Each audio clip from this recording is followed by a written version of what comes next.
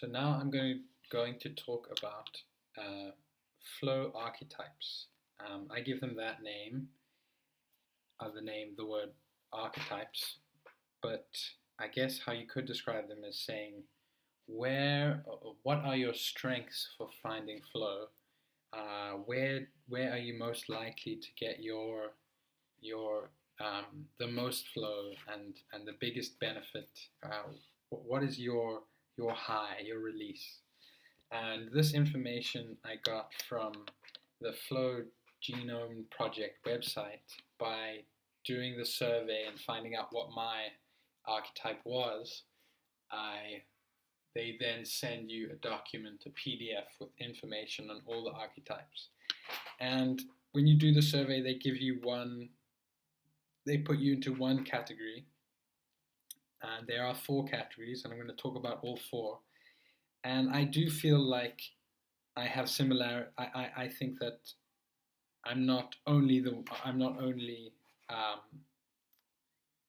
have similarities in more than one of the categories, and I think it is a little bit of that. It's like you might find that you feel equally as drawn to two categories. And I certainly feel like that I see similarities between myself in more than one category, and some things in one category that don't resonate with me. And yeah, then also maybe one would be strongly for you. You might be put into a category that you feel is perfect, or maybe you might feel that it's you're stronger in one category than you are in others, and I kind of feel that way. So the first flow archetype, as I call them, is the hard charger. So that's someone who likes extreme sports, to do activities that have a lot of inherent danger, mostly physical danger. So maybe that's skiing, or big wave surfing, or skateboarding, or rock climbing. Things where there is this intrinsic threat of danger, whether that's injury or even death sometimes. So these people are how they describe. They call them the hard charger. So they'll like skydiving and windsurfing, and they say that people like this, in their view, quite often have a very critical ego in their heads, and so that'll make them quite critical of other people, but very critical of themselves. And so, in order to shut that off and find relief, they need to do things that are very risky. I know that my sister, my older sister, I think is a hard charger. She's always been into going on the scariest rides at theme parks and doing things like skydiving, and she loves horror movies. And what they say in their PDF is that the caution with hard charges is not to get into the cycle of always upping the ante, always going to the next bigger high, and not being satisfied unless you are incrementally doing something riskier. They say that a pro tip for someone like this could be that instead of going upping the ante on say you're doing snowboarding, instead of doing bigger and bigger and steeper slopes, you could try and find flow in other areas. Like maybe you could take up slacklining or surfing. So it's to try and cultivate options for where you can find your flow. The next archetype is the deep thinker. So that is someone who will find flow most likely alone, in rich environments, maybe in nature, doing something doing something reflexive. Uh, is it reflective or reflexive? I'm not sure, but doing something like maybe drawing or painting or gardening. I know that my dad loves gardening, and I think that that he has some um, this archetype. He has some similarities with this archetype. So they say that people like this will people that deep thinkers will find themselves waiting for times of the day where they can have alone time and they can regenerate. So that might be like in the evenings when they get some alone time, or in the mornings when they get some alone time.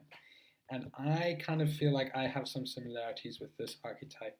I I often feel a longing for times of the day when I can really get into my work or get into my exercise. And they say the difficulty with deep thinkers is that their hobbies or the areas that they find flow might not generate them an income. So they might be hard to justify to other people. And they say that for deep thinkers, the fast paced nature of current society might be, although this is what they say, although they can often handle themselves in current societies and often do well, they might struggle to find flow in the fast paced nature of current society. So, what they say is a pro tip for deep thinkers is to try and do activities that get you out of your head. So, maybe it's taking up exercise or team sports, something that is different from how you usually get your flow. And they say that it is to realize that even if your activity, whether it's gardening or drawing or writing, painting, poetry, bird watching, is that even if it doesn't generate you an income, it keeps you balanced, and that's hugely important.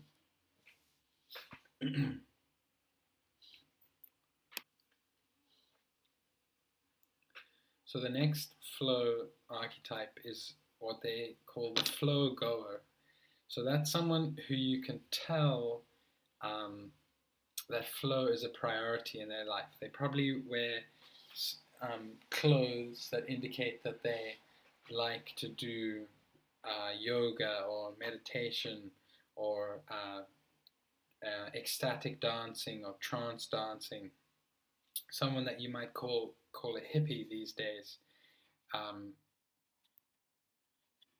and yeah, they say that you can see in their clothing and how they act that um, flow is important to their lives, and they'll probably find flow in, as I said, activities like meditation, yoga, um, ecstatic dance, maybe like tribal drums, and they say that people like this have what their strength is that they are they've spent a lot of time realizing where they get their flow. So they know a lot about where they get their flow, and they probably have very good habits of creating flow in their lives. What they say as a caution is that if you fall into this category, you should be wary of dodging your responsibilities in order to create this appearance of a conflict-free life. And in fact, just being flaky.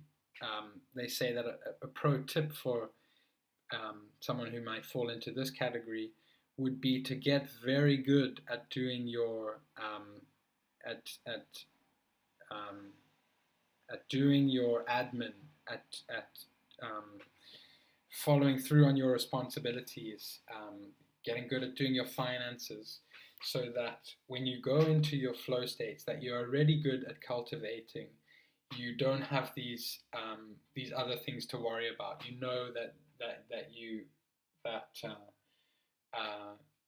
the the the responsibility side of life is handled, and they say that will allow you to deepen your flow practices. Then the last flow archetype is what they call the crowd pleaser, and that's someone who will find flow at large social events, sporting events, playing team sports. Um, my interpretation, it could be things like acting on stage or stand-up comedy. Um, yeah, they say that the emphasis here is on is that you find flow in social circumstances instead of the high risk circumstances that the hard charger would find flow in. And they say that people who fall into this category are your typical extroverts.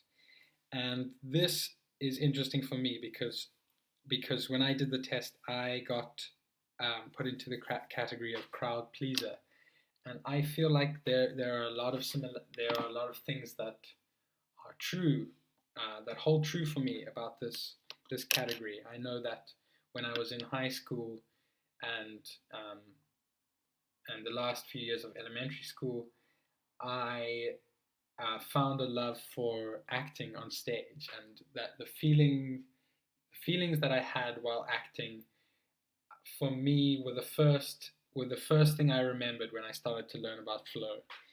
And so the crowd, and I know that at going out to nightclubs and having parties with my friends, um, going to big social events and sporting events and any kind of event situation, I generally enjoy, and I have really enjoyed.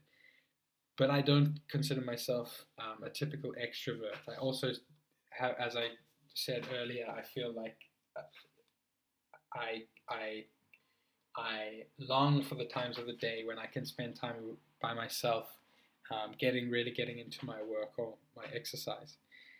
Um, and yeah, but more about the crowd pleaser. They say that a caution for the crowd pleaser is to be wary of getting on this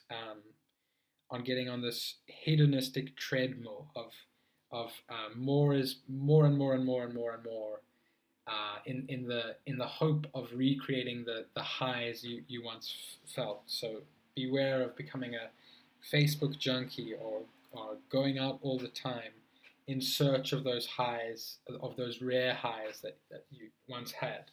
And so what they say is, in fact, you should approach your highs, the places that you get highs, social events, or going out, and even social media. They say that you should approach it in a way of in the mindset of less is more.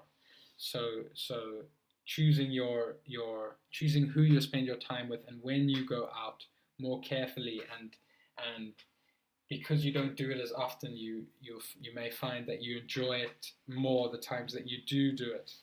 And they say that you should also deepen your restorative practices. So that might be like the exercise you do, and I see similarities with this and the response, like getting good at being responsible, doing your exercise, like cleaning your house, and your keeping yourself healthy, things like that, so that when you maybe like educating yourself, so that when you do meet up with your friends and have a big night, that you can reach new heights. Okay, so the last idea that I will talk about is based on the argument that Jamie and Stephen give in their book Stealing Fire from the Gods. Their argument is that the pursuit of altered states, finding relief from our inner critic, moments where we forget everything else and our focus is locked in the present, pursuing those states an innate desire, an innate human desire. And they say, for this reason, we should we should examine how we pursue these highs with scrutiny and be deliberate in how we choose to pursue them. So Jamie talks about this in his podcast with Aubrey Marcus. On Aubrey Marcus's podcast, how they call it a method for calendaring your altered states. And they say that if you look at how so many of us pursue these altered states without even realizing it. If you think of people drinking or doing drugs, or even how they pursue the other activities, not realizing what that innate desire, the true magnitude of that desire. So they talk about how the big food industries realized that as humans we were wired to crave fat, sugar, and salt, and they started to engineer their food so that it would contain just the right amounts of those ingredients to make the food that we find today almost impossible to not to eat. So they hacked our evolutionary desire, some of our evolutionary hardwiring, and like for that reason, that strategy is one of the main reasons that we face such widespread obesity problems. So our innate human desires can really get out of hand if we aren't attentive with them. So they say for that reason, for similar reasons, our pursuit of altered states could get out of hand and does get out of hand. And so why not try and harness that desire, understand it, and pursue altered states deliberately. So they say that they set out a method for calendaring your altered states activities. So they say that first you list every activity that you get some kind of relief and release out of, whether that's skateboarding, surfing, singing, going to a music festival, doing psychedelic drugs, and you use this equation that they give in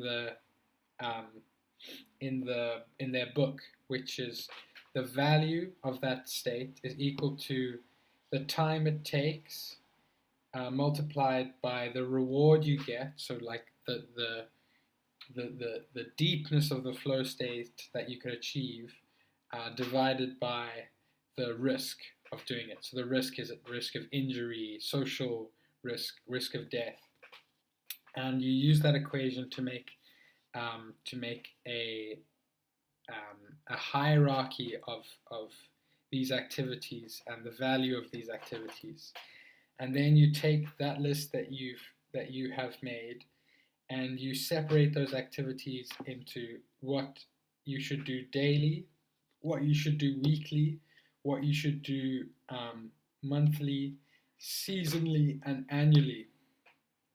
And for example, daily could be something like, if it has value for you, meditation, and maybe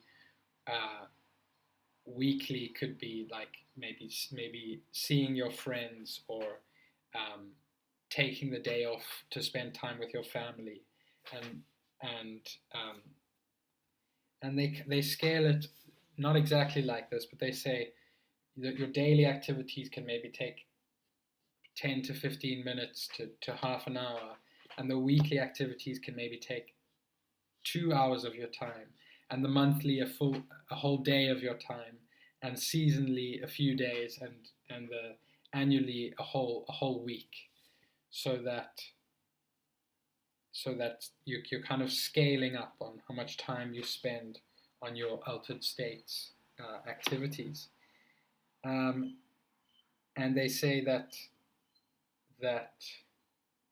you should be careful because you might quickly become addicted to your new pursuits. And they say one way to check yourself in doing this is to allocate 1 month where you don't do any of your hedonistic activities, and that serves as like a grounding period where you can and gives you a perspective on how much you really crave those activities. And you can see, they say, like, you can see how jittery you get after a few, even if just a few weeks of not, for instance, not drinking or not eating chocolate or whatever your bliss is. Yeah, I'm not too sure if I have explained their technique completely accurately. I don't think I've explained it completely accurately, but the point is that I'm trying to get across, and that I like in what they're saying is this idea of being deliberate with your approach to your hedonistic activities, and rather than doing it undeliberately, rather do it deliberately, and enjoy it more for that, and not only that, but try and put in place checks and periods where that are almost like fasting periods that really ground you and give you perspective, and mean that you aren't allowing the addiction to kind of take hold.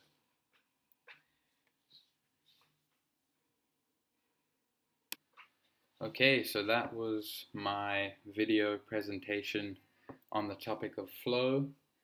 I just want to say thanks for listening, and I want to apologize for any mistakes that I made in misquoting Jamie and Stephen or any of my other sources. I know that I referred to their book as Stealing Fire from the Gods in part 3 and 4 and 5 and part 7, and it's actually called Stealing Fire. I highly recommend reading their books, Stealing Fire and The Rise of Superman. I recommend listening to any podcasts or talks with Jamie Wheel or Stephen Kotler, and doing their survey on the Flow Genome Project website.